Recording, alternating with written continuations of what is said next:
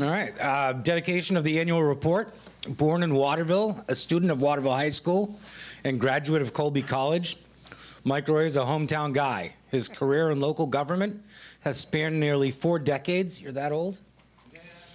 He began his tenure as Waterville's city manager in 2004, having been the former town manager of Oakland. Before that, he was Vassalboro's town manager and previously deputy town manager of Fairfield.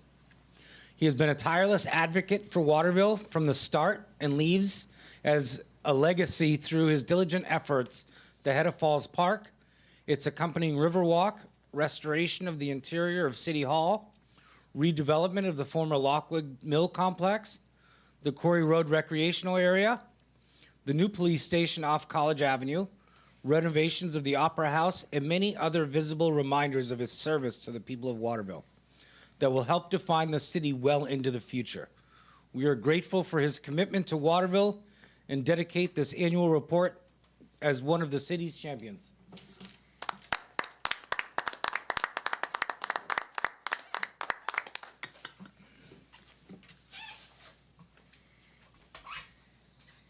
Jay mentioned the future, and that's really where I'd like to direct my remarks. They'll be brief, but I just want to make sure that people recognize what all of you, elected and appointed people, do every day. Because for the longest time, government has been seen in the minds of some people as an illegitimate activity. And government is essential in our lives. It may not always be perfect. Matter of fact, we know it's not always perfect. But it can be changed. It can be improved. And that's what all of you work for. And so public service is an honorable profession. I'm very, very happy to have been involved in it for 40 years. And at the local level, people can see that we're people just like everyone else. Counselors are people just like everyone else. City clerk, how many years of municipal service?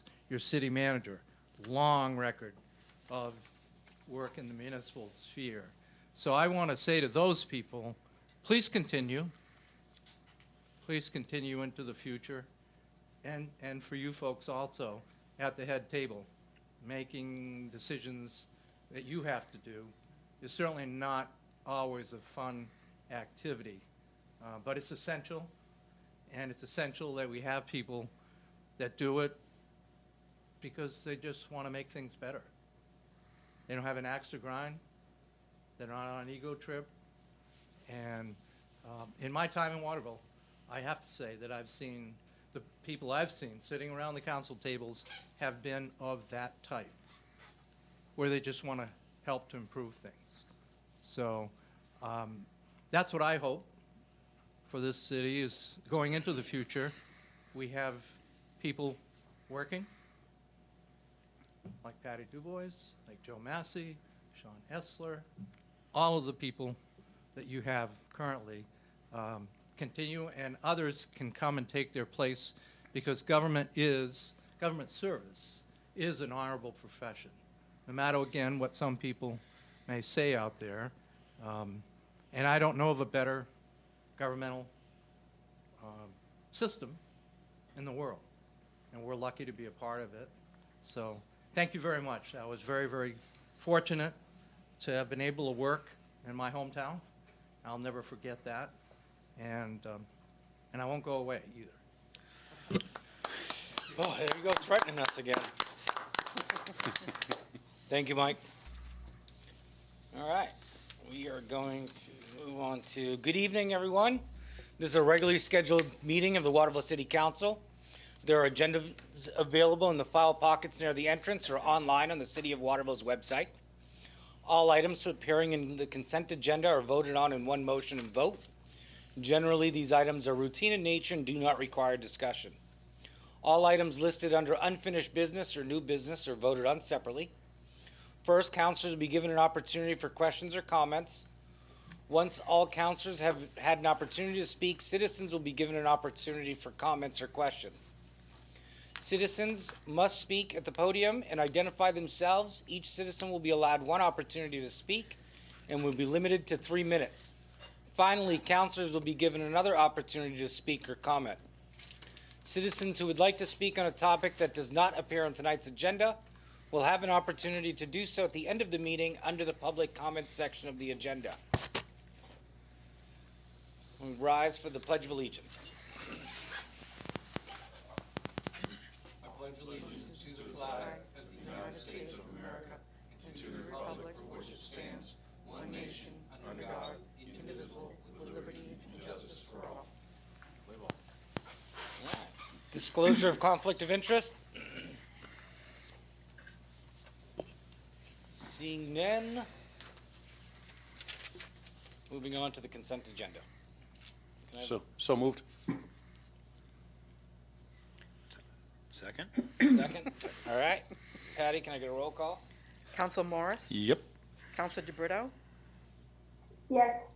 Council Klepak? Yes. Council Green? Yes. Council Foss? Yes. Council Frankie? Yes. Council McCormick? Yes.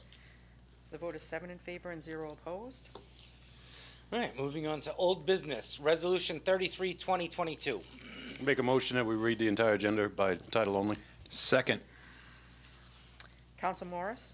Yes. Council DeBrito? Yes. Council Klepak?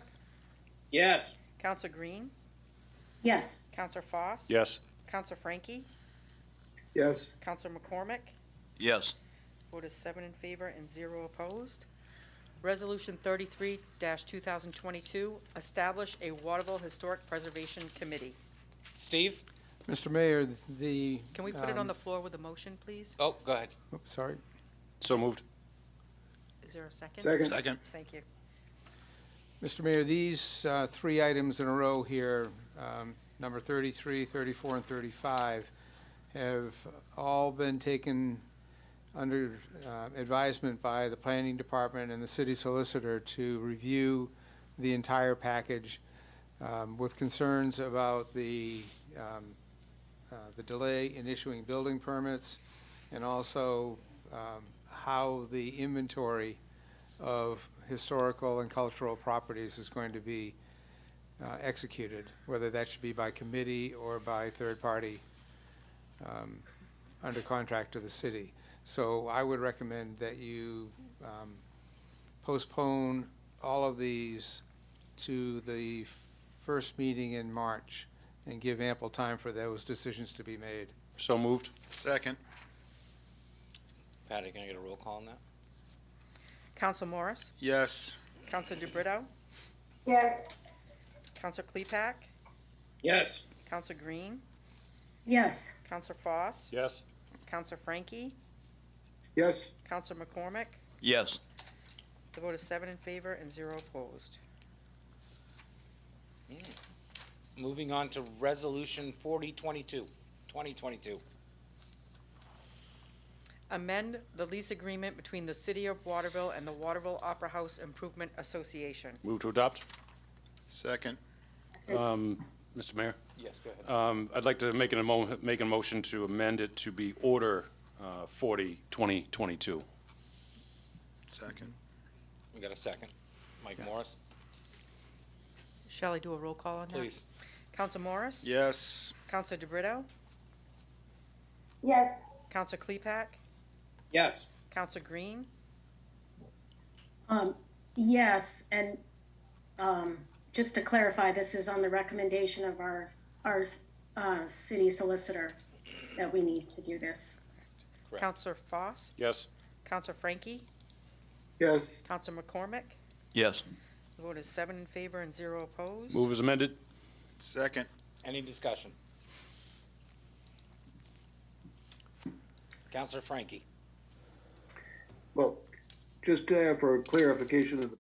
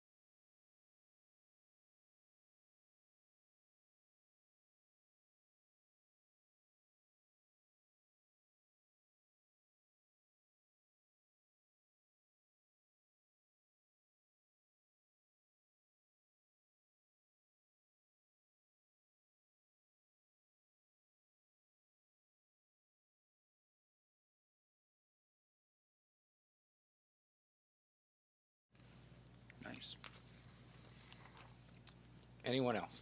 Counselor Green. Yeah, just for the folks that are listening, Steve, can you just review the terms of this amendment with the Opera House? We know that it's a 25-year-old lease, 25-year lease, but that's being amended. But can you explain the situation? Who's that to? Counselor Steve. Green would like you to give her the details of the lease. Of the lease entirely, or just of this clause? Just what we're amending. The amendment. Yeah.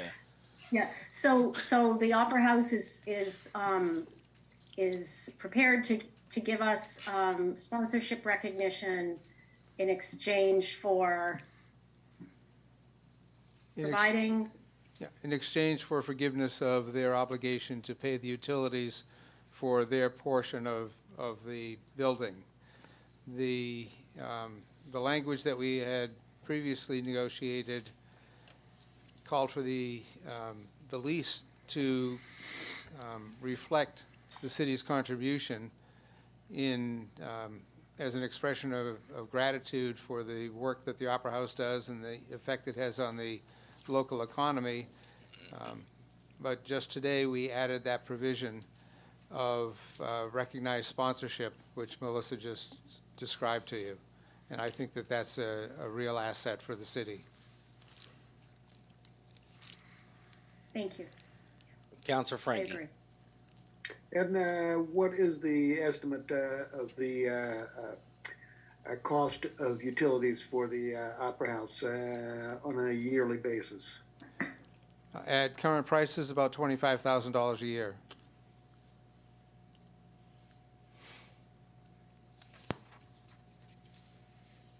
Any other- Currently, you have provided the Opera House with funding of another $20,000 through the operating budget.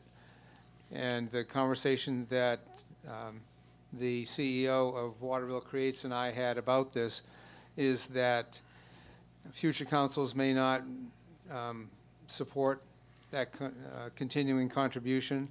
And if it's written into the lease, it's there for the duration of the lease, the 25 years. The city is already spending that money, so it doesn't add to any expenses that we have. Any other questions? Counselor Green.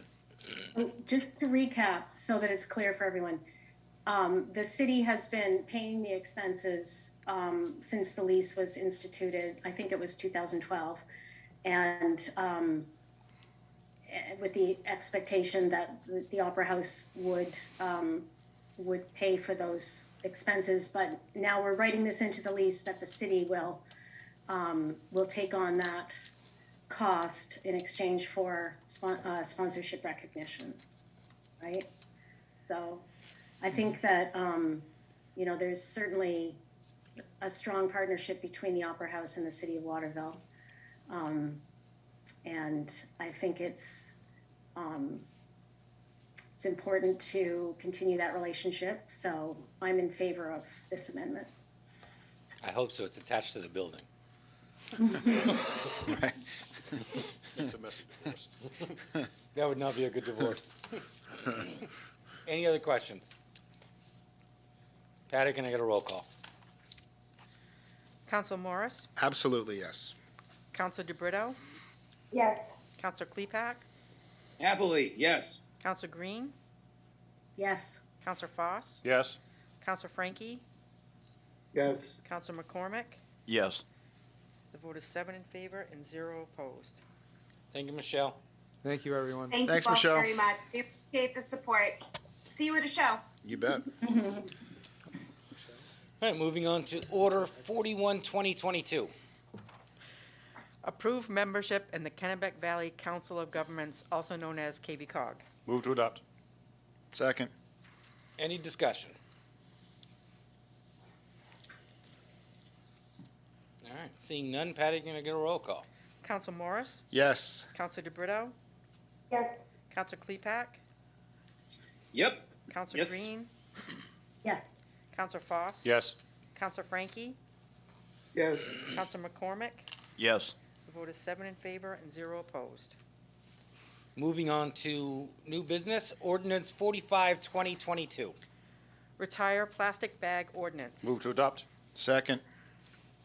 All right, so before we get started, I'd like everybody to know that there is a statewide ordinance for this where there are no plastic bags. Why are we, and if I'm not mistaken, we got an email from Bill Lee that says we should repeal, not retire. Steve?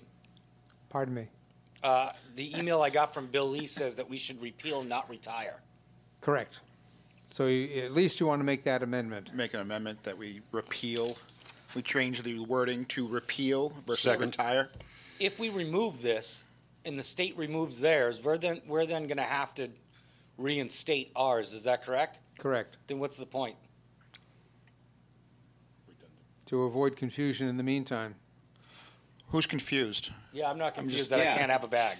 Well, there's a state law and then there's a local law. And which one? They're the same, right? Like the laws are the same. I don't know that they're the same. I don't know if they're 100% the same. And the state law is going to prevail over the local law. But, you know, if somebody does something with the expectation that their compliance with the local law makes what they're doing legal, and the state law is imposed by us or somebody else, there's the confusion that I think we should try to avoid. So everyone, every Waterville citizen or anybody coming into Waterville should bring a reusable bag or expect to pay 5 cents for the cheap paper bags that are no good. Just so we're clear, we're not actually repealing anything. 10 cents. 10 cents now? 10 cents. It's 5 cents. Depends on- Five. Yeah, it's 5. And they're gross. I mean, the bags rip. And I just paid for one. I'm going to go to Counselor Frankie, then Counselor Klepak.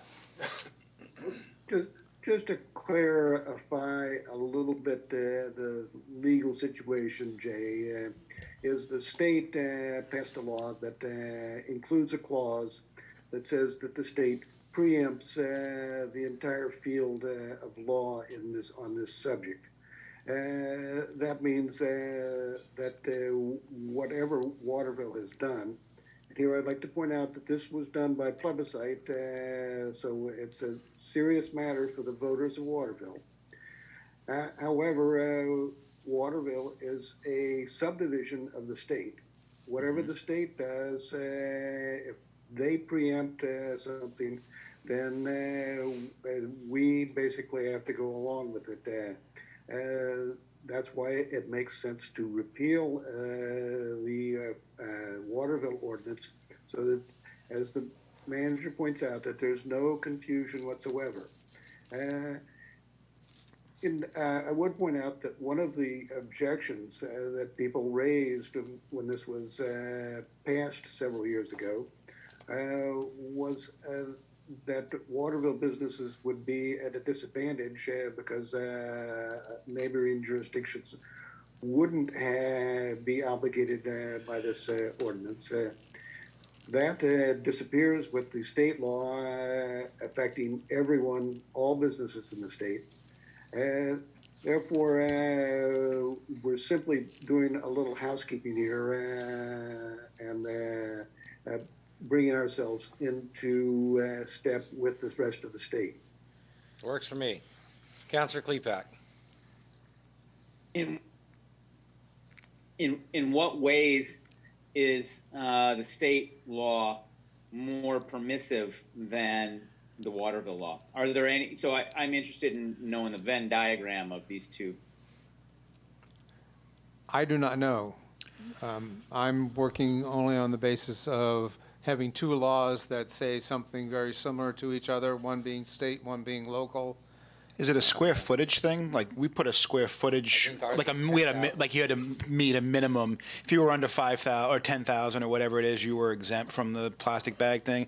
I don't know if the state is that way.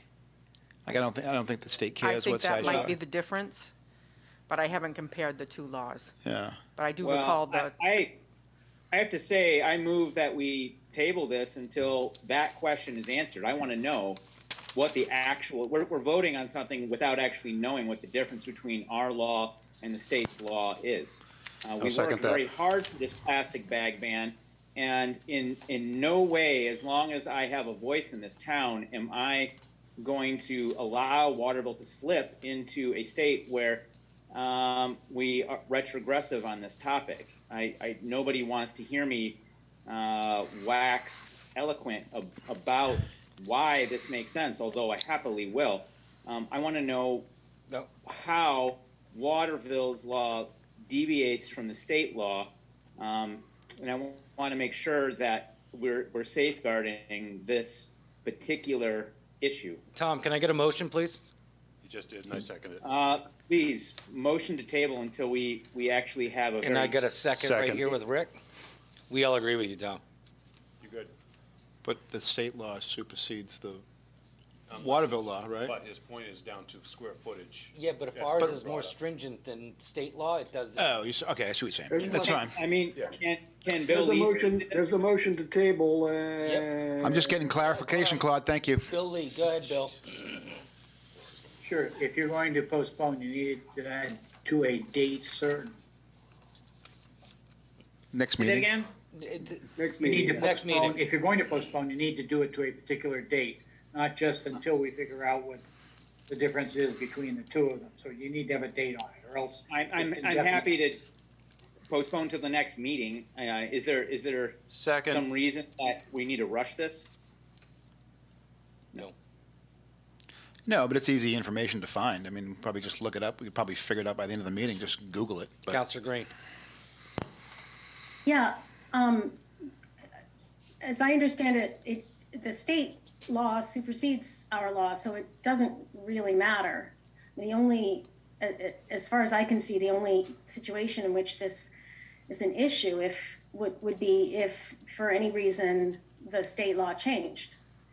In that case, to remove that particular law, and then we would have to go through the process again, and that's what I'd really like to avoid, because it was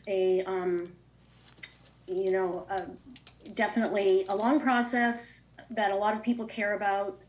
They cared about it then, they still care about it. So I just want to make sure that we aren't ever left without at least the ordinance that we voted on. Patty, can get the roll call. 2008. Counsel Morris? yes, We're voting on One we're more voting to question. table, correct?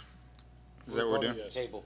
Table to the, do we have a There's date? question. Oh, The I next have a meeting? question. I don't want to vote. I have one question for Solicitor Lee. go ahead.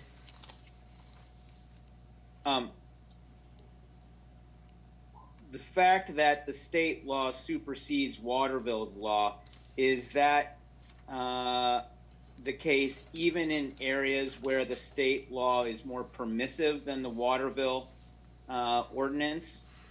So say, in whatever way along the square footage lines here, that the Waterville law is reaches further than the state law. Did the passage of the state law actually push Waterville backwards, or is Waterville still under the umbrella of its ordinance and the state's ordinance? Is that a question to me? Yes. Yes. Okay. I think that the entire field of regulation of plastic bags in retail stores has been preempted. However, to say that conclusively, I would have to review both the state statute and the local ordinance. Okay. Yeah, I'm happy with my motion then, because I want to have the waters cleared here before we vote on this. I don't want to slide backwards. No, I agree with you, Tom. Sarah, can you bring in Linda Woods, please?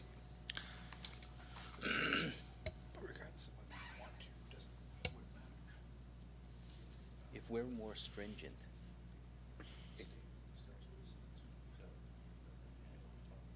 Yeah.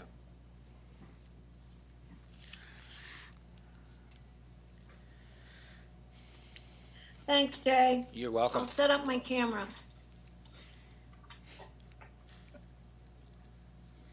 What can I answer to help this conversation along? I don't know, you had your hand up, so I brought you in. Well, thank you. Introduce yourself. We can vote. Can you weigh in on some of the questions that have been raised here? I can answer the questions. The city law that was voted on is for stores that are 10,000 square feet or bigger. So it impacts box stores more than it impacts the basic local store. That was one of the contingencies that we brought forth in order to get the law passed. The state law is all stores, regardless of size. Does that answer? Are there any ways in which the local ordinance is less permissive than the state?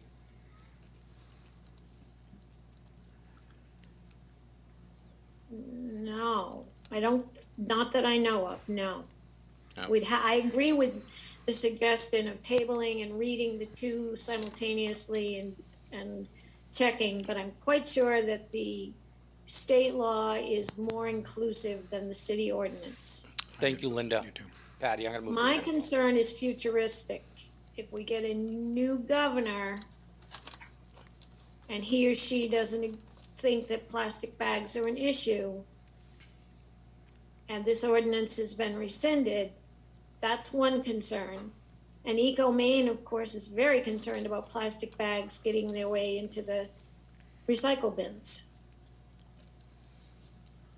Patty, I'm gonna move to a roll call. Patty? The motion is to table to the next meeting? Yes. Council Morris? Yes. Council DeBrito? Yes. Council Klepak? Yes. Council Green? Yes. Council Foss? Yes. Council Frankie? Yes. Council McCormick? Yes. The vote is 7 in favor and 0 opposed. Thanks again, Linda. Can I, Jay, can I just ask a question? Yep. Can we just make our current ordinance to match the state, and if the state decides to get rid of it, then ours just stays in place? Yeah. Like, and then Linda nobody would have to worry about doing any of this again. Why don't we just mirror our policy to that? And if the state decides to get rid of it, then our policy would just kick in as a backlot? Councilor That's an Frankie. option. And without getting deep into the water, because we're going to re-look at this due to the table motion, the state has preempted the field, so what happens in the future is going to happen in the future, no matter what we do tonight. I don't know. Is that a yes or a no? We can do that. No, that's what the state has occupied the space.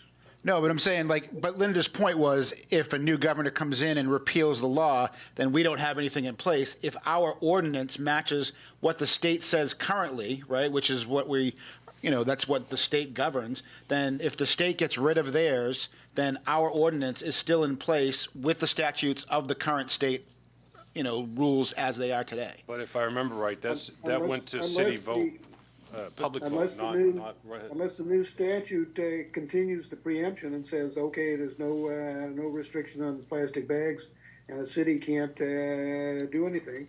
There's all kinds of possibilities out there for the future, but we've tabled everything till next week, so Yep. I think that's what we ought to do, is just go ahead and kick it around for a couple of weeks and see what we come up with. Done deal. I'm gonna move on to Resolution 46, 2022. Authorize the city manager to sign contract for construction of skate park, Green Street Park. Move to adopt? Second. Any discussion?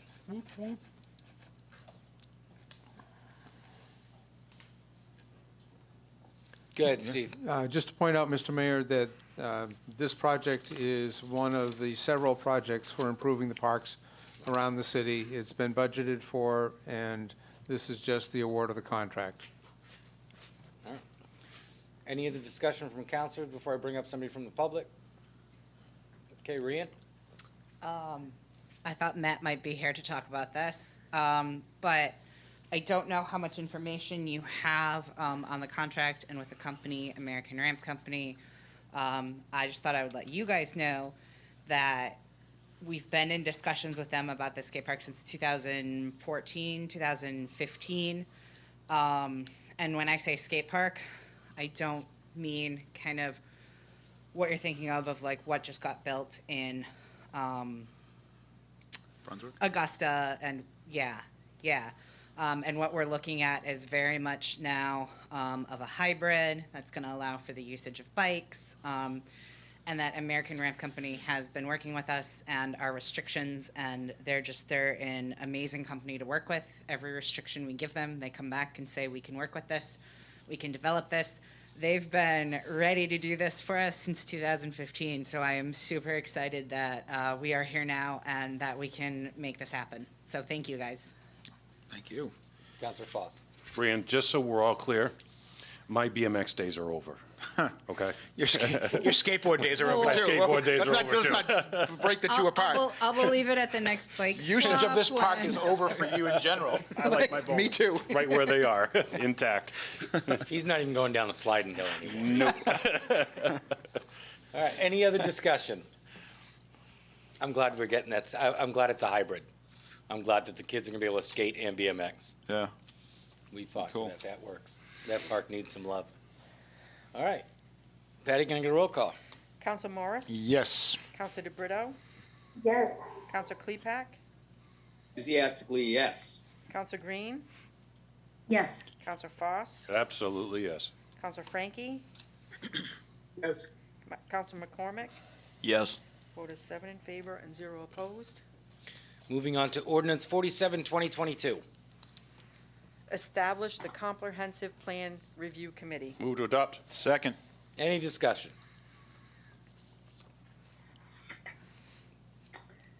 Counselor Green? Oh, yeah, well, we do have some further language that we need to add to this at some point before our next vote. But given the fact that that this has been on the books for quite a while, I think we're going to go ahead and take a first vote. But we have just speaking language to amend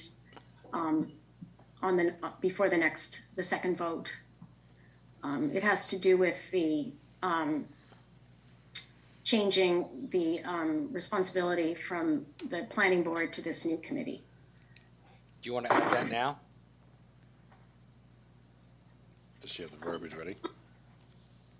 That would be efficient. We don't have the language for This is at the recommendation of Bill Lee. I don't know if he's still here or not. Do we have the but- language yet? No, it's being developed by the city planner and the city solicitor. Okay. This was a late suggestion, Here he is. Go a ahead, strong Bill. suggestion from the city solicitor. It happened only 2 days ago. Okay. Bill, you got something to say before we go? Oh, I think others have said it well. All right. There we go. I'm going to move on to a vote then. Patty, can I get a roll call? Counsel Morris? Yes. Counsel DeBrito? Yes. Counsel Klepak? Yes. Counsel Green? Yes. Counsel Foss? Yes. Counsel Frankie? Yes. Counsel McCormick? Yes. The vote is 7 in favor and 0 opposed. Moving on to resolution 48, 2022. What do I do with that? Sorry. That's all right. Authorize the renewal of a special amusement license to Elm City 9 LLC, doing business as Front and Main. Move to adopt. Second. Any discussion? Patty, can I get a roll call? Counsel Morris? Yes. Counsel DeBrito? Yes. Counsel Klepak? Yes. Counsel Green? Yes. Counsel Foss? Yes. Counsel Frankie? Yes. Counsel McCormick? Yes. The vote is 7 in favor and 0 opposed. All right. Moving on to resolution 49, 2022. Authorize funds from the Fire Rescue Reserve account. Move to adopt. Second. Any discussion?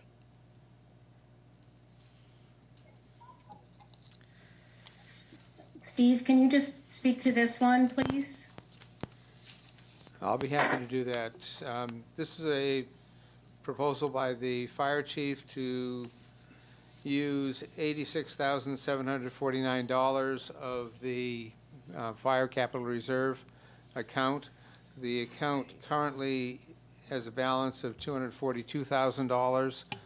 This expenditure is consistent with the uses that the account was set up for, and it involves a variety of equipment and appliances within the fire station, as well as repairs or replacement of a garage door and HVAC controls, tables, water fountains, a broken podium, speakers in the old station. It's meant to bring things up to a good condition with all of the amenities within the fire department. Do we not have money in the general fund to cover these? Do it again, please. Do we not have money in the general fund to cover these? We do in the general fund, yes. I'm going to show my displeasure with this because we've had this discussion that I believe that the money that we're going to be using for this and other projects really was reserved for ambulances. Well, I don't believe that it was reserved for ambulances specifically. There's equipment and maintenance, things like that. I don't think that this is out of the scope of, I mean. There's going to be nothing left in the next 2 weeks in that account. But that's what the account was for, though. Okay. Yeah, and I do go along with that we did, that's the purpose of the account, but along your point, we're about to drain out like $150,000 out of that thing. There's going to be almost zero left in this account. Not that he's not going to make the money back. Right. But, I don't disagree with the mayor that some of these are operational costs. These are maintenance costs. Yep. That should be line itemed out of those lines. Am I an expert at that? Nope. But, No, it's a thought. Well, at this point in time, it's, these expenditures are not in the fire department operating budget. We would have to look, but we may have residual funds that aren't going to be committed in this operating budget that we can dedicate to that. The alternative to it is to appropriate the funds from the general fund unassigned fund balance, and then what doesn't get spent gets returned to that fund balance at the end of the year. Councilor Frankie? Well, I just think that we're nitpicking here. The bottom line is from what I've learned from the recent collective bargaining agreement negotiations with the fire department is these guys work 24-hour shifts, so they definitely need to have a nice place to while they're waiting for an emergency to pop up. I mean, that's the way the system works, and I think the fire chief has simply decided this is a good way to make my people more comfortable while they're waiting for the emergencies that are going to arise for the residents and the citizens of Waterville. I just don't think we should spend a whole lot of time nitpicking this, Mr. Mayor. Councilor Fox? My nitpickiness is not about the comfort of the firefighters. I believe that we should spend every dime. Right. My concern is that we take it out of the right account so that we have operational expenditures where they should be and where they should not be. My other concern is that we said that when it came time to buying an ambulance, that the service was going to pay for that, and it would have if we don't drain this account. So in a year or two, when we have to buy another ambulance, we're going to have to bond for that, and that was not the goal. The goal was to make the fire department self-sufficient, and we are taking away from that. I want my firefighters to be comfortable. I want them to have all the amenities that they need while they're sitting there. I don't want them to spend every dime of their money that they have created in order to make that happen. Councilor Green. as I recall, when we discussed raising the limit of this fund, we had a discussion about, well, couldn't we just take it from the general fund? And the rationale was, no, we want to see what revenue is coming in from the fire department so that we separate that out, and it's a kind of a bookkeeping matter. So I think I agree with Councillor Frankie that, I mean, it's nitpicking in the sense of, we're going to spend this money for the fire department to have what it needs.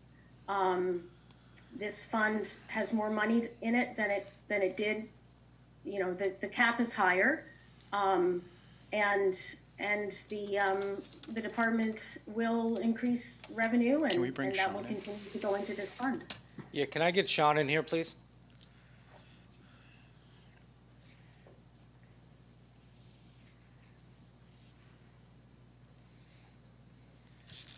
Just ask him what he chose to. Hey, Sean. Good evening, Mayor. Can you hear me okay? I can, sir. All right, perfect. Well, I really appreciate the dialogue that the council's had tonight. I just wanted to clear up a couple items. The first item is everything that I put in front of you on this list is capital expenditures that would be outside of our operating budget. As you know, we run operating budgets extremely tightly. We do not have the money to replace or to afford these expenditures. So for example, if a refrigerator was to die mid-budget, I would have difficulty coming up with $2,000 to replace a refrigerator, which is why looking at the future of our organization, like Mike talked about originally at the beginning of our conversation, I want to set the fire department up for the next 20 years. So these appliances are 20 years old. They are in disrepair, some of them, and getting parts and the availability of these appliances are extremely difficult. Specifically the refrigerators, we had a ice maker that went down, and we had to wait over 6 months to get that refrigerator repaired. So this is a preemptive look at the future of capital items specific for the building that quite frankly needs replacement. And I know that there was a comment about firefighters sitting around. I'm extremely proud of my firefighters, and they've done over 400 calls this month alone. So there's not a whole lot of sitting around going on at Waterville Fire, that's for sure. These requests are reasonable. They're outside of the operating budget, but I do agree with you, Mr. Mayor, that we're going to need a new ambulance. I've said that 2 or 3 times, and depleting all the money out of this account is a decision of the council. But I don't have $90,000 anywhere else. These are expenditures that are necessary and needed, like for example the repair of a garage door. So with that, I appreciate the dialogue that we've had tonight, and thank you for your support. Sean, why did you go this route of a capital expenditure out of your account versus what we normally do? Well, what I would normally do is I would go up for bond, and the problem is I don't know when the next bond is going to occur, and I have items that need repair now. So knowing that I have money set aside specific for capital improvement, this seemed to be the logical choice for those particular items. And you're okay with spending that money? I'm okay with spending $90,000 and leaving $150,000 in the account, yes. I do believe we need an ambulance. I do believe that having $150,000 in the account as a down payment or a lease purchase option for the future leaves the city in extremely good shape for me to rebuild that account and pay for the rest of that ambulance. So I would not propose in any stretch of the imagination to the council any expenditures out of this account that I did not feel is reasonable or sets us up good for the future. Fair enough. Councilor Potts, anything? Mike? No, I mean, and I agree, and I understand your point of when we decided this, when we set this up, that it was going to pay for itself. However, what we had started out was a backup service. Clearly, the state of EMS in the region has dictated that we're not a backup service and we're the predominant service, and that speeds that cash flow timetable up a little bit. And, you know, it's just the system of the game, you know what I mean? Like, we didn't predict that, but had we been a backup service, then I think we would have been okay when we have to purchase a new ambulance. We were using these ambulances a lot more than we had anticipated. Sean, when do you think we'll need another ambulance? Tuesday. Honestly, is Yesterday? with the call, I'm sorry, I didn't mean to cut you off. No, go ahead. With the call volume that we're currently seeing, and because we purchased used ambulances with the intent to be a backup service, and now they're frontline ambulances running 15 calls a day, that puts us on a timeline to need an ambulance soon. You may have noticed that we put an ambulance out to bid already, just to look at the market to see what is available. We're being told that ambulances to secure one or get in line today may be 2 years out. So we're trying to be preemptive, again, to figure out if we can get in line to get one 1 year or 2 years out. But I don't expect to see an ambulance at least for another year. But again, once we gather that data, we'll bring it back to the council and have that discussion. But it's going to be sooner rather than later, Mayor. Yeah. Do you think the ones that we have are going to last us a year? I do. I think they're going to last us longer than a year. And my concern is not necessarily specifically with the replacement of an ambulance. It's with the capacity, needing an additional ambulance. That's my biggest concern. So if we put a brand new frontline ambulance in the frontline position and utilize those two ambulances that we purchased, again, in not a backup, but in a backup role, we prolong the longevity of these trucks maybe for several years. So what I'm trying to do is I'm trying to be, resourceful and, financially savvy, looking at the long-term effects of EMS. But Councilor Morris was absolutely right. The state of EMS in Waterville and in the state of Maine has really created us to move a lot faster into EMS than we might have anticipated originally. Councillor Foss. So, if I'm wrong at the way I'm looking at this $90,000 is maintenance costs. Am I correct in saying that, Steve? I think you can read it as maintenance costs. Some of it clearly is maintenance, and if you want to put replacement of equipment in the maintenance category, yes. And I'm not opposed to spending this $90,000. My thought process here is, even listening to Chief Essler, is that, with the growing need for EMS and this account, yes, was geared towards capital improvement. That this is a maintenance thing, and the reason that I keep hounding on it is because we learned through the new recreational that the tennis court fences needed replacing. Well, these are items that, if Chief lost his refrigerator and this account did not exist, what would we do? Would we make the fire department suffer without a refrigerator? No, we go buy a new refrigerator. This is, in my eyes, this is $90,000 well spent out of general funds, and it's just one of those things that, hey, maybe next year we look at things a little bit tougher. Actually, budget season's coming. A little bit tougher as far as maintenance lines like that address these kinds of issues. That way we can keep this surplus account that we've got rolling going towards another ambulance, rolling that money that we're making from EMS over to make more money on EMS from a business perspective. Then we've got a good accounting of how EMS is doing to the cap, and if the cap needs to be extended, that's something else we can address. But $90,000, I'll spend that all day long to take care of the list of items that are on there. It's a matter of making sure that our budgeting is right, because when budget season comes and Chief asks for $5 million for the sake of just a rare number, I wanted to ask for $5,090,000. So I'm not opposed to this, and don't get me wrong. I'll spend that $90,000 all day long on the parts that he needs. I just soon see it come out of general budget, especially where we were, general funds, especially we were up, what, mill two last year? Yes. What are we currently at? On the revenue side? Probably about $1 million, yeah. You know, so.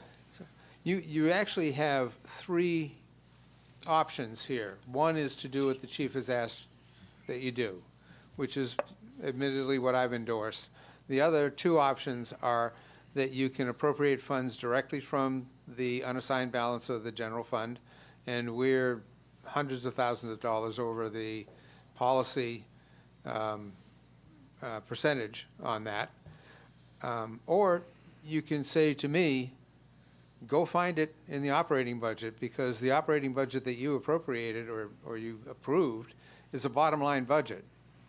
So money that doesn't get spent in one department may get spent in another department for things of this nature. And we experience that constantly throughout the year, where something ends up costing more than we anticipated in one department and something costs less in another department. We don't move the money from one department to another. We just balance it all out at the end of the year. Can I ask another question? Yes. Steve, do you think you can find $90,000 in the operational budgets? I'm willing to do that. Okay. So do you need this table, or do you want me to amend this? I would table it. Then I'm going to make a motion to table to the next regularly scheduled, so that we can discover those monies. And if so, bring it back to us, and we'll figure it out at that point. And if that money is there, then we can just go ahead and do this. It doesn't require council action on it. Either way, I'd like to have a report back. Well, That's my motion, is to table until next regular schedule, unless something's broken in the firehouse. Well, that's what I'm saying. We need to ask Sean and be like, before we go and do this, and just say another 2 weeks before we do this, if we've got stuff that he needs to take action on now, we just kind of put him in a corner and just said, So I'll hold that unintended motion. consequences. Chief, Hold on. Counselor Green has something to say, and I'll let you go. Sorry. So isn't it also possible that if we discovered next year that, I mean, at some future date that we need an ambulance and we're $90,000 short, we can move funds from the general fund into this fire reserve account, yes. right? I mean, I want to, I just kind of want to stick to the plan, which was to keep an account for the fire department and have it, be funding operations as well as, other needs that come up, so that we have a picture of how this department is generating revenue and what the expenses are to maintain it. So I guess my question, is there anything to prevent us from moving funds from the general unassigned fund balance into this fund at some future date if we needed to? No, other than perception of the fact that we said that we wouldn't go out and bond or borrow any money to buy an ambulance because we were going to make enough money to do so. But, what's the difference in doing this now? Because some of these are capital expenditures that shouldn't be coming from the fire department. They should be coming from the city. Right. That's like when we maintain the library, there are certain operational costs for the library that the city, takes on itself and doesn't make the library pay for with fees and things like that. The city has an obligation as a whole to maintain the business, the buildings and, the maintenance of that, and not put that on the earnest of the department itself. So that's what Councilor Frost is saying. He's saying, well, wait a minute.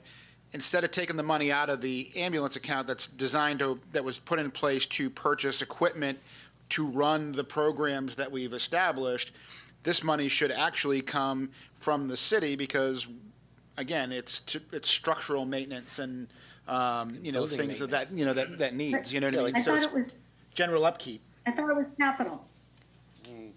Repairing, replace main HVAC controls. That seems like, to me, an operational maintenance type thing. That's fine. And the list of it is replace the refrigerators is a maintenance thing. And that's why just going down through the list, I see it all as, I see it all as maintenance. Sean, could you wait 2 weeks if we tabled this? Yes. Nothing's broke right now that needs fixing. It's cold outside. Put all this There you food go. outside. Right, you could put all the food outside, and I'll bring you more. So my, And I want to, yeah, and I want to just be clear, I'm shaking my head when you ask me if something broken. Several items are broken, yes. But can we wait 2 weeks? The answer is yes. all right, so my motion is to table for, until the next regularly scheduled to find $90,000 in the operational budget. Second. Patty, can I get a roll call on that? Table to next meeting to find money in the operating budget, is that what you're Correct. saying? That is Yep. correct. Counsel Morris, Yes. Counsel DeBrito, No. Counsel Klepak, This is to table. correct. Yeah. Yes. Counsel Green, It's to table so that we can find funds, and, I mean, this is not going ahead with the plan, correct? That is correct. I'm gonna say no. Counsel Foss, Yes. Counsel Frankie, No, Counsel McCormick, It seems like, okay, I'm new to this one. This isn't new to me. You set up something, and now you're running away from it. And man's gonna need 2 ambulances probably next year, just because stupid things happen around here. And we've got the money in the general fund. You could just take it out. It would be a credit card purchase for all intent and purposes. It's that simple. And you're gonna make it difficult. But I'm gonna go with the table. Yes. the vote is 4 in favor and 3 opposed. Moving on, Sean, Thank you, Chief. get your stuff in 2 weeks. Thank you. Thanks, Chief. Thank you, Chief. All right, Resolution 50, 2022. Designate Service Center Coalition voting delegate, representative, and alternate. Move to adopt? Second. Sorry. I heard it. I'm sorry. Any discussion? Didn't register. Patty, can I get a roll call? Counsel Morris, Yes. Counsel DeBrito, Yes. Counsel Klepak, Yes. Counsel Green, Yes. Counsel Foss. Yes. Counsel Frankie, yes, Counsel McCormick. Yes. The vote is 7 in favor and 0 opposed. Resolution 51, 2022. Approve issuance of a second-hand license to Shane Lessard, doing business as Matrix Minerals. Move to adopt? Second. Any discussion? Do we have somebody here from Matrix Minerals? All right, Patty, can I get a roll call? Counsel Morris, Yes. Counsel DeBrito, Yes. Counsel Klepak, Yes. Counsel Green, Yes. Counsel Foss. Yes. Counsel Frankie, yes, Counsel McCormick. Yes. The vote is 7 in favor and 0 opposed. Resolution 52, 2022. Appoint members to Maine Municipal Association's Legislative Policy Committee. Move to adopt? Second. Any discussion? Seeing none, Patty, can I get a roll call? Counsel Morris, Yes. Counsel DeBrito, Yes. Counsel Klepak, Yes. Counsel Green, Yes. Counsel Foss. Yes. Counsel Frankie, yes, Counsel McCormick. Yes. Vote is 7 in favor and 0 opposed. Moving on to Resolution 53, 2022. Appoint city councilors to various boards and committees. Move to adopt? Sorry. Do I got a second? Second. second, Any discussion? Patty, can I get a roll call? Oh, sorry, Counselor Frankie. didn't we,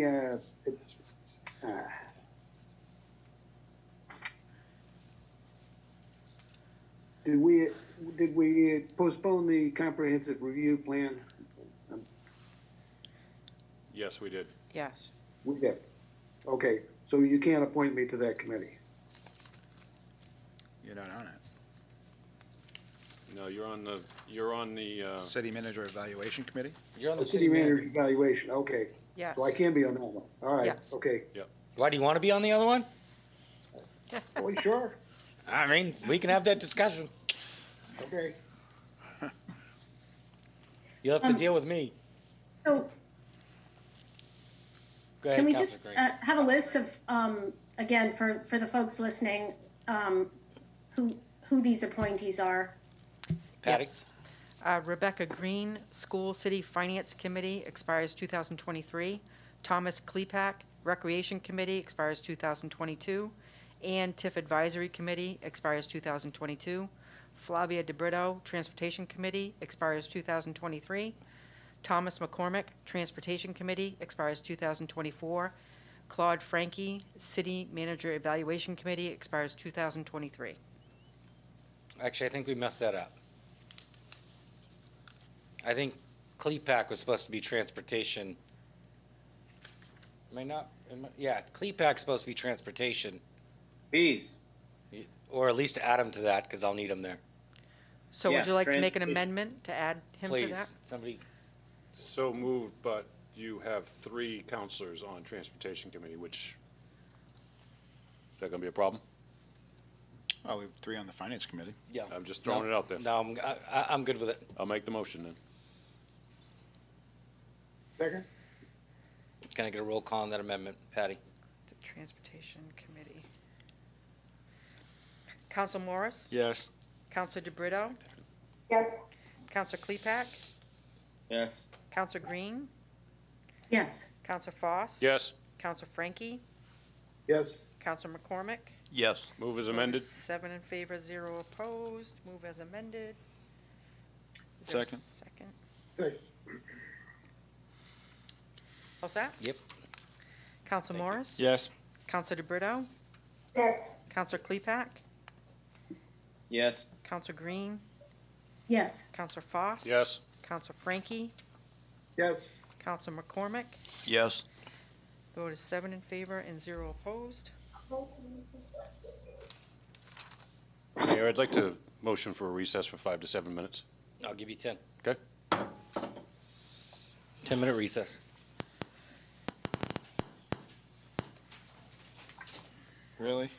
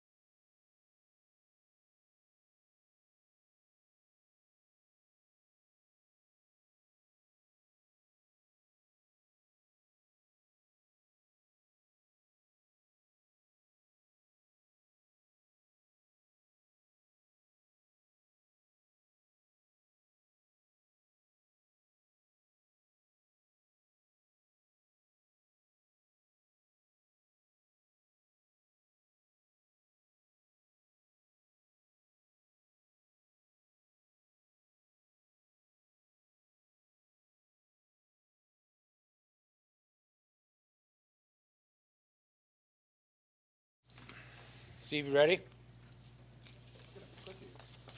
Moving on to Resolution 54, 2022. Amend the city council remote participation policy. Oh, we gotta wait for Flavia. Uh, There she is. Okay.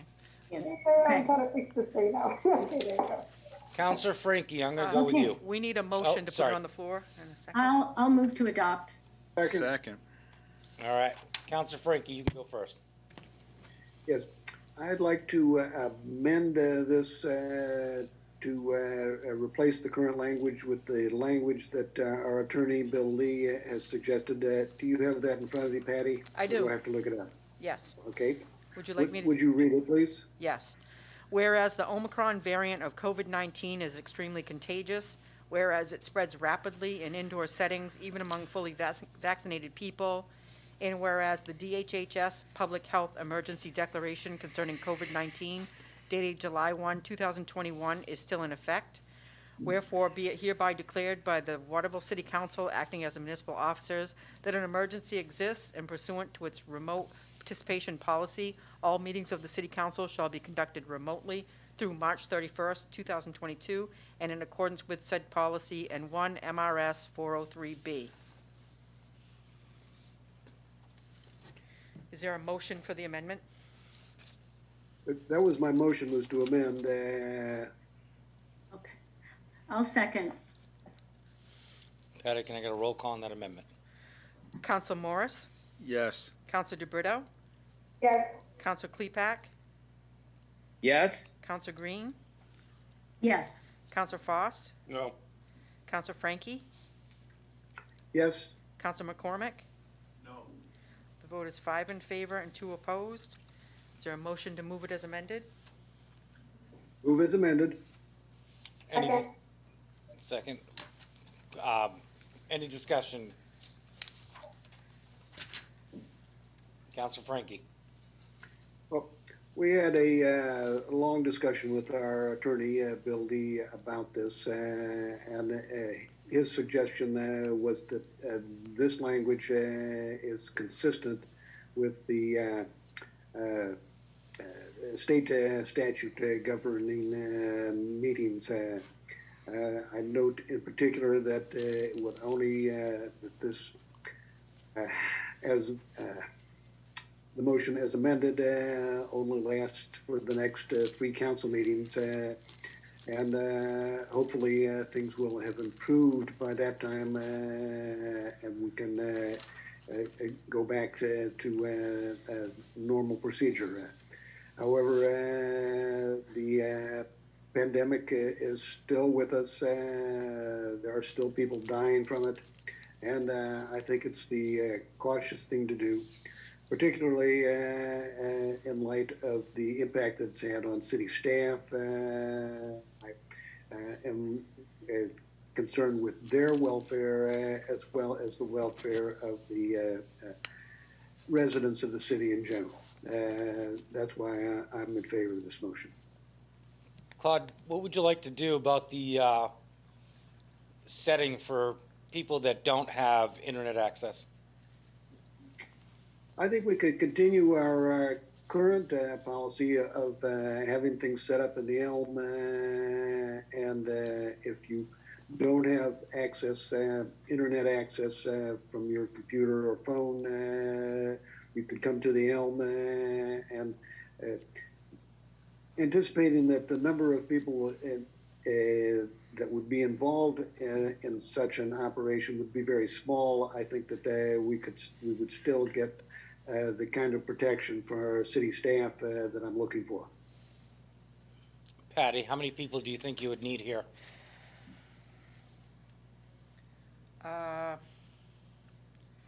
Well, if we're going to live stream it, I'm not sure whether CATV would still need to be here in case someone did come in person and spoke at the podium or whatnot. So Sarah and I have to set up the technology and be here in person to unlock the facility and let in the CATV folks. So it's really the same staffing, whether we're meeting in a hybrid situation or remotely with us being here in person. Go ahead, Frick.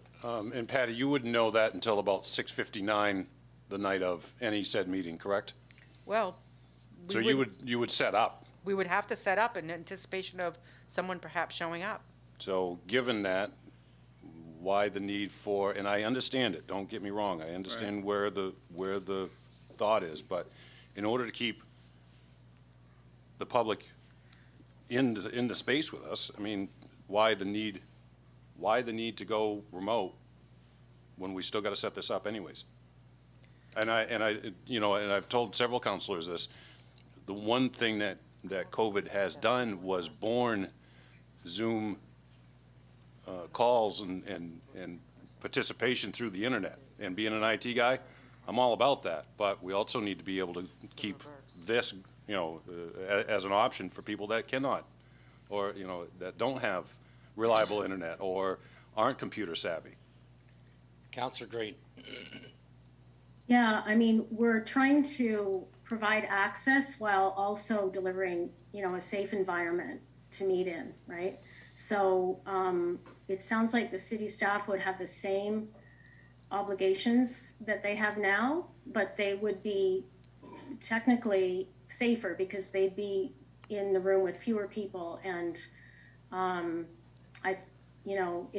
if we're following our resolution that we adopted in the fall, everyone who attends city council meetings should be wearing a mask.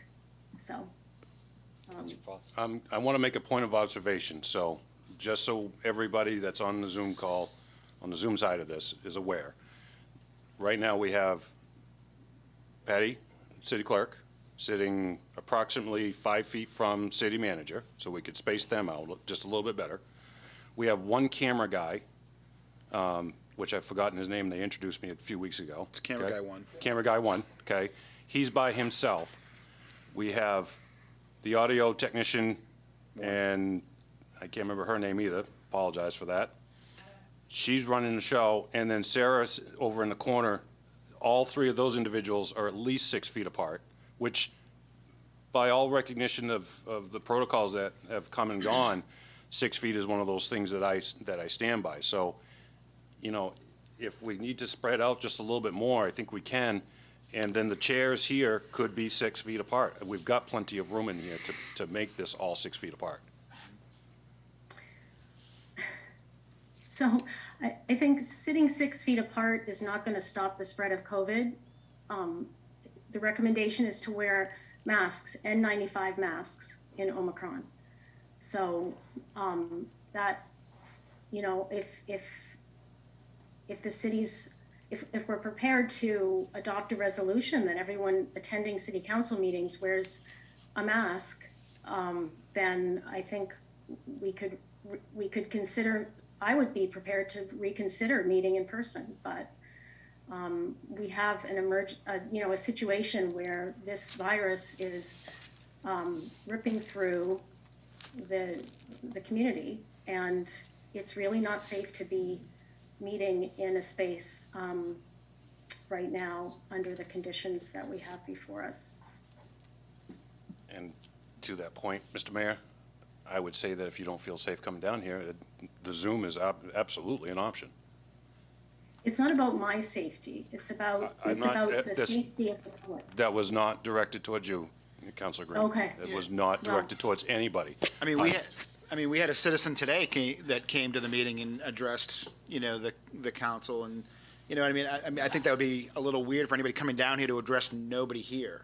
You know what I mean? Like, they're addressing the people that they elected to, for whatever reason, that person chose not to jump on Zoom and do it here. He chose to come down here to the meeting. So, this all started, I made a suggestion, like, okay, well, if it's easier, just meet at home, then let's meet at home. But if it's all the same and everybody's got to be here anyway, then I'm going to show up every week, regardless of what this says, and everybody's going to be here anyway. So I'll continue to do what we're doing, and I guess you guys can continue to do what you're doing. I don't know. To me, it's an all or nothing thing. We're all on the boat together, or we're all on the land together. I don't know. You know what I mean? So, If everybody wants to come in here and wear masks, then great. Get in here and wear masks. Let's do that. If not, then you stay at home and we come down here and we meet.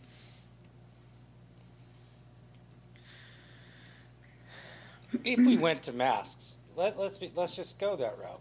As Councilor Green has said, if we all decide to wear masks, are all of you showing up to the council meeting? And the answer to that is probably more than likely no. And I've already said once that I am not going to put Councilor Frankie or Councilor Klepak in any sort of danger when it comes to doing this. And if I have to wear a mask to make sure that that happens, I will. And again, Yeah, I'm but not I don't saying think just this you. is about, I'm not saying just you, sir.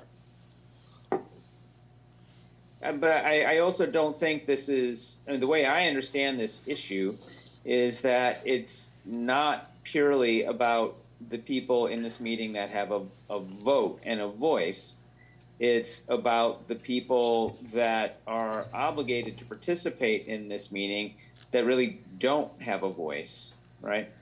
So it's for various city employees, however they're spaced in that room, who have to be there because it's their job, and they are there during, a surge. Yes, Maine had been on the downward trend, but it's picked back up. It's fits and starts. Obviously, Omicron is a problem. Yeah, we're taking these steps for 3 meetings. This is 3 meetings. This is not, also the way I understand it, this is not in perpetuity. This is not some, this is until the end of March, which presumably should see a lessening of the COVID burden in our community once people are less confined together indoors and the resumption of the outdoor-oriented life for Mainers. It's a temporary pause on in-person meetings so that all participants, not just the ones that have a vote here, but all participants are being protected and get us through this little bump. Or am I misunderstanding the intent of this? Oh, you're exactly right, Tom. This is a temporary measure to get us through the little bump, the little surge that we're having in COVID right now. It's one of those things that is for the safety, not of the people at the dais, but for the other people in the room.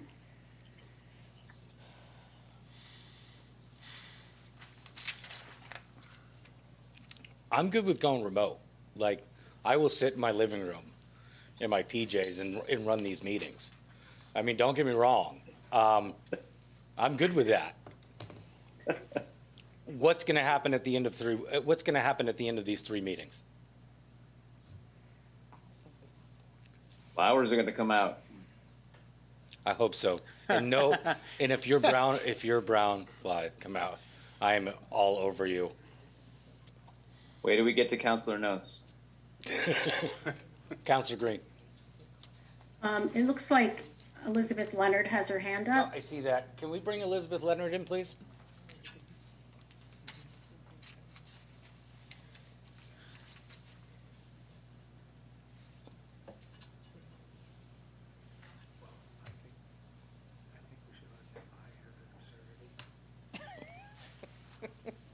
Hi, I just had a question that I've asked repeatedly through the public comment system, and I've never gotten an answer, and that is not the policy of the Elm itself that people in the building must be masked? Has that policy changed? Because I don't understand. What? I believe the door says unless vaccinated. Yeah.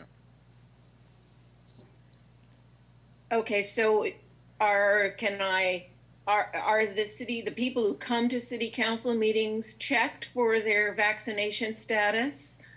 And if they're not vaccinated, then they are required to wear a mask. It doesn't seem to me that the city council or the planning board is adhering to the building's own policies, which I find troubling.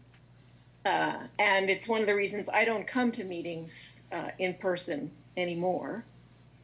And I do find it a little, on a slightly separate topic, I find it rather strange that we talk about this surge of the virus currently as a little bump when 3,000 people are dying every day from this virus. So I think it's more that it's not 3,000 in Waterville, but it is, 3,000 people a day in this country. So. I'm sorry, Elizabeth, who called it a bump? It's been repeated a couple times in the conversation just now. I don't want to. I did, and I apologize for that, Dr. Leonard. I truly do. You are correct, and I totally affirm your assessment of the pandemic. Thank you. Do you need to say something, Steve? And Elizabeth, for my portion, I do follow the guidelines. I am fully vaccinated. And I'm about 2 weeks away from getting a booster. I can't speak but to that doesn't answer my question. I understand. I'm just speaking for myself. I can't speak for anybody else. We have no way, nobody's standing at the door asking for vaccination cards. That's why. What was that? They did at the housing conference, which was held in the building. Is it illegal? I don't know. Is what illegal? To ask for a card? I doubt it. To show a card? Highly invasive. I mean, I don't know. Why don't we have somebody asking? You ready? Yep. We have a lease for this room in this building that we're holding the Elm harmless from any claims of damages, and they have not imposed that regulation on us. They've given us this room and said you manage the room the way you choose. Well, that doesn't really answer our question either. Well, it does answer the question of why the city council and the planning board don't follow the rules of the building, because apparently they don't have to, so. Which is why we But I do find that strange. Which is the other reason. Which is the other reason why we've given the public access via remote means. I mean, we've done that. This space is supposed to be open for all of the public, everyone, not just people that have been vaccinated, not just. And I'm with you. If we make, I talked to this with Councilor Green, Chairwoman Green. I said that if you want to make City Hall and other places require masks and require that people be masked, then we must also give them the same opportunity to make all of their transactions remotely. We have to allow people to register their vehicles, license their dogs. Do we have all of our services online, Patty, for people to pay for? Not all. Not all. Then I don't get it. We can't just exclude people from the public because they're not going to do what others want them to do. Councilor Green. So I think we're getting off topic here. What's on the table is a motion to hold our meetings remotely for the next 2 months, so three more meetings, while we have the situation with the Omicron variant in our community and causing illness. And we're doing this because this is an emergency situation that we are addressing by moving to remote meetings for 3 weeks, for 3 meetings.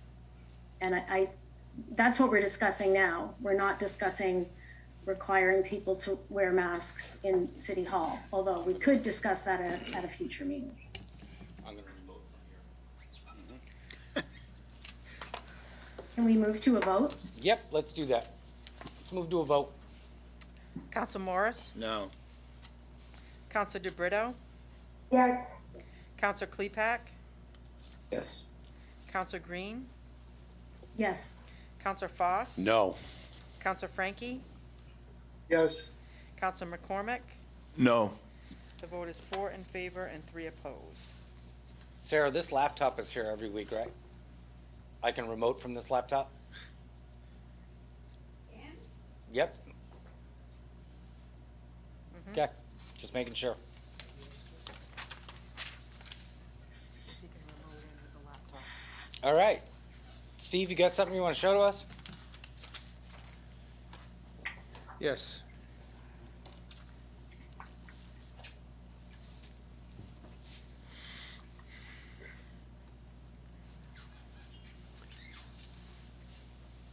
I wanted to let you know that as of Monday, January 21st, we had 5 city employees who remain quarantined from work because of exposure or illness related to COVID-19. 4 of those staff people are in the police department, 1 is in the fire department, and in all cases, it has not affected our ability to perform services. On the downtown sidewalks, we have a very brief PowerPoint presentation that I'd like you to see. We've been doing the experiment that we talked about with the city maintaining or clearing the sidewalks of snow, and we have some photographs here. If you would go to the next slide, please, Sarah.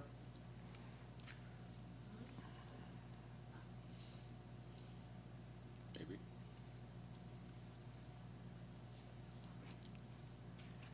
Okay. These 3 photos, we're looking, in the first one, it's looking north on the east side of Main Street. You can see that the sidewalk has been cleared.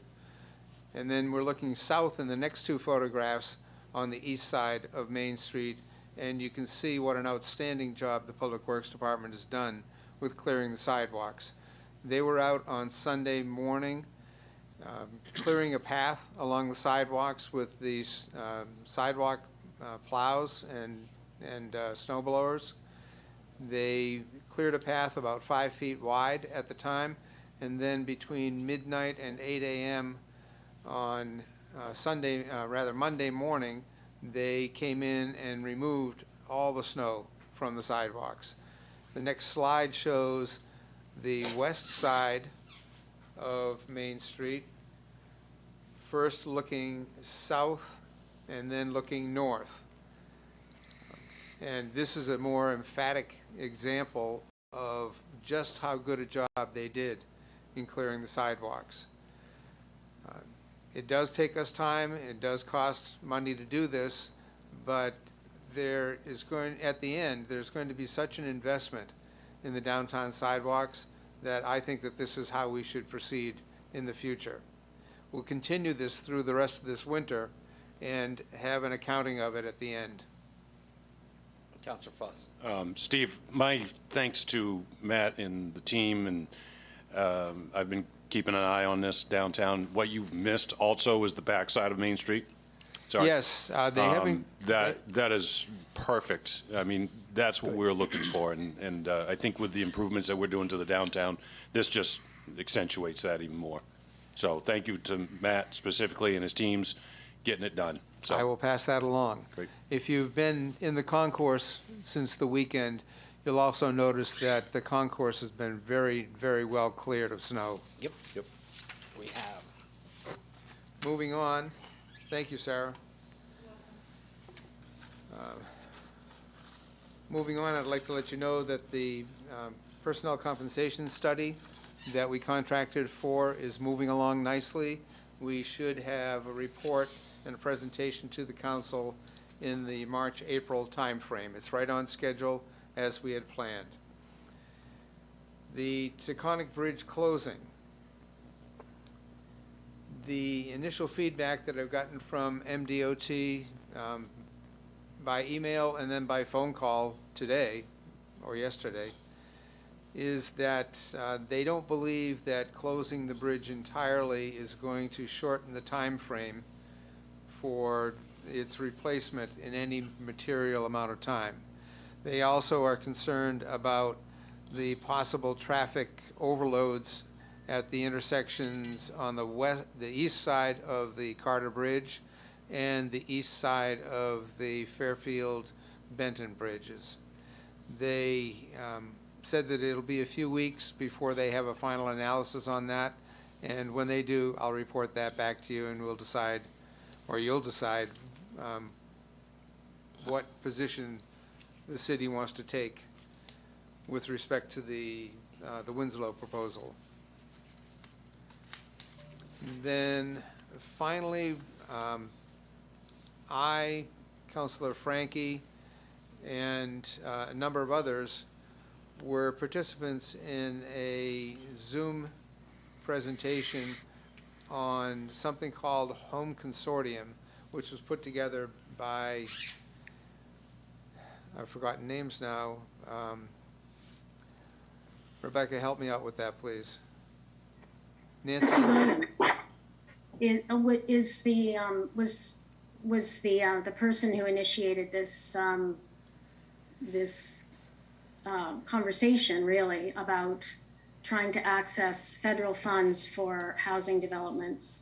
Right. Currently, we're not eligible because we're not a big enough municipality, but if we join together with other municipalities, we would be eligible for these funds.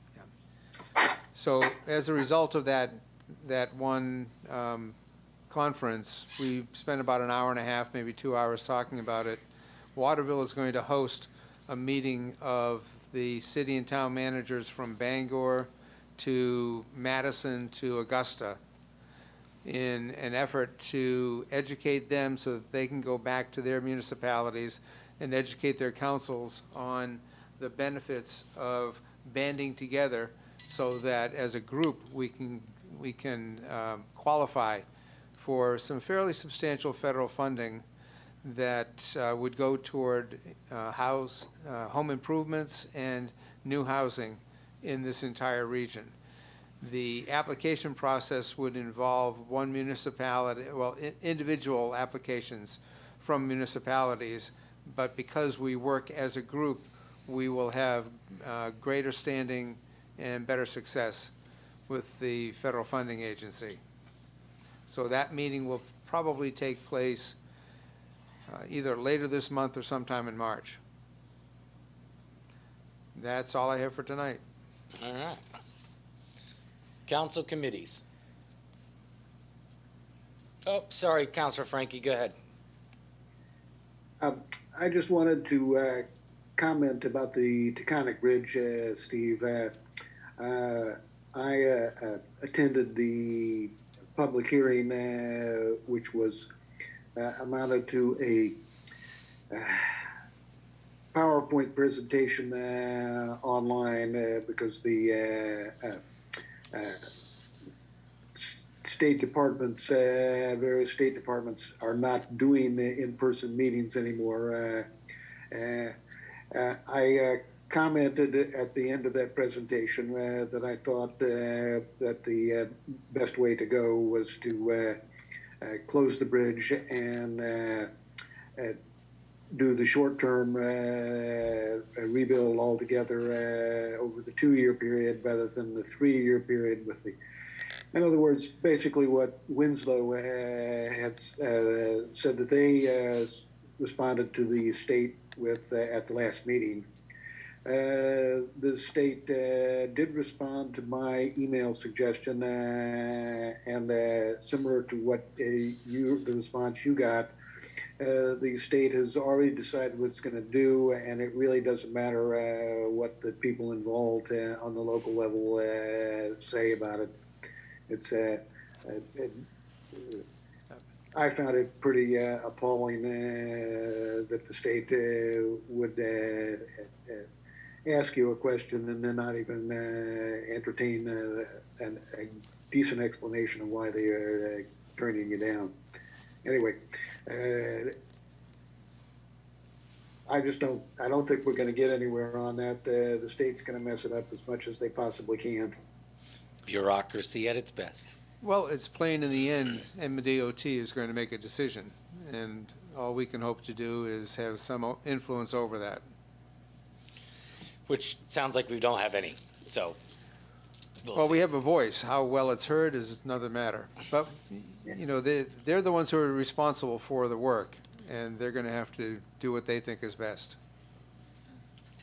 Didn't it say that it wasn't going to be a substantial time savings anyway? Yeah, there's no substantial time savings either way. So that's why they're like, that's the position. Like, I don't understand what you were looking for, Claude. Like, the position was that it wasn't going to do anything, so no sense, there's no need to close the bridge and lose access for all those people if it's not going to do what we intended or hoped it was going to do and cut down anything. I mean, Well, that's the whole point, Mike, is the presentation said that it would be closed, if they closed it completely, it would be closed for 2 years. If they keep it partially open, it would take 3 years to do the project. So I agree with Winslow that 2 years is better than 3 years of totally messed up traffic. But the state doesn't agree with that. Yeah. And I'm good with closing it. I mean, we're about Yeah, to me send too. Winslow Foss. So, I mean, if we can keep him on that side of the bridge. I don't know what you're trying to say, but okay. Rick moves June 3rd, June 4th, we close the bridge. All right. Any committee updates? Yep, Councilor Green. I was just going to comment on the question of the bridge. Just to unless I misunderstood, I thought that there would be no savings in time by closing the bridge. None. At least that's what they're telling us. No. Yeah, exactly. Okay. We may think otherwise, but they're going to tell us to pound sand essentially regardless. That's a legal I term, isn't it? do have a quick update on the Arpa Committee. It's continuing to meet to try to come up with a Who's moving fair. papers? Who's doing that? We can't hear a word you're saying, Rebecca. Somebody's Oh, moving sorry. something near a microphone. Oh, I must have covered it up. I'm sorry. Yeah, so the ARPA committee is meeting. We have another meeting this Friday. We are working on the tasks before us, which are to determine proportions of funding and how they will be spent, and also coming up with a process for ensuring that that there is a fair process and that there's access. It is complicated by the extensive regulations on reporting. And so we're working through some of that because it's a federal funding. The reporting requirements for any agencies or businesses that might apply are fairly extensive. So bear with us. We're working hard to get this out so that we can start accepting proposals very soon. Thank you. Thank you, Councilor Green. Anyone else? Councilor updates? Mike, you don't have a spaghetti dinner or something going on? Not today. All right. How about tomorrow? Got a hand up. No. Councilor Klepak.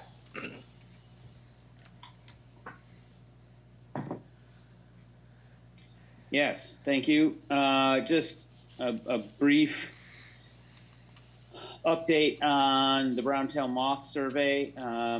Everyone should have received the postcards weeks ago in the mail. Thus far, we have 298 respondents from that mailing. Of them, 272 are property owners, 26 were renters. And of the respondents, 211 said that there had been, that they have witnessed brown-tailed moth activity on their property. So a high percentage of the respondents had seen brown-tail moth, and primarily in oaks and apples and fruit trees on the property. There had been, of them, there were 217 respondents who haven't had any treatments so far. Those numbers are a little weird because there were only 211 people who said they had brown-tail moth, but approximately a large percentage of the people that responded have not had any opportunity to deal with the problem thus far. And 204 of the respondents categorized the infestation on their property as severe and asked for assistance in some manner, some form of assistance from the city, either an advisory or direct treatment or something. Like 204 of those respondents have asked for some sort of help with the problem. They feel overwhelmed by it, and then there was a section where people could give us, just a fill in the blank sort of additional feedback, and there's a long list of people talking about, sharing their stories. Some of them are pretty severe. Things. Just looking at the first ones on the list, we don't know where they came from, but literally thousands or tens of thousands of them were crawling on our house. We counted over 3,000 that we scraped off the house itself with soapy water under the trees. Many episodes of itchiness and on, all kinds of problems. Trees are covered with them.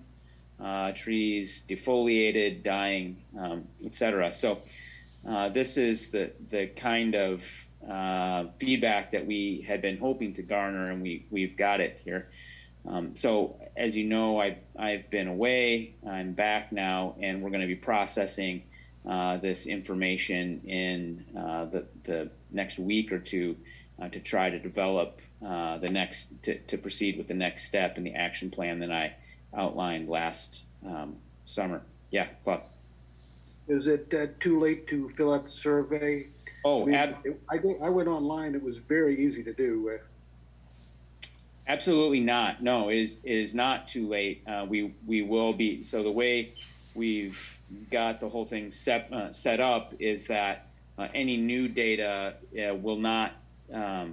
It can be added at any time and incorporated into the database. So anytime anybody wants, and this is a living document that's not just for this calendar year. We hope to there's no reason that this portal can't exist into the future, because there are timestamps on all the responses. Councilor Foss. This just in from Representative Bruce White. One point, Mr. White, that emoji that you send that guy's got color in his hair. I know better. I'm in that glass house. I can throw that stone. So he'll chuckle at that. Steve, he says he's going to check with the DOT commissioner regarding the bridge, and he'll report back. So. Anyone else? Klepak, you still going? I'm done. Wow, that really was brief. Yeah. Just trying to tell you what I'm doing. I appreciate it. Any other counselors? I got none. Can I get a motion? Motion to adjourn? Second. Meeting Later, over. people.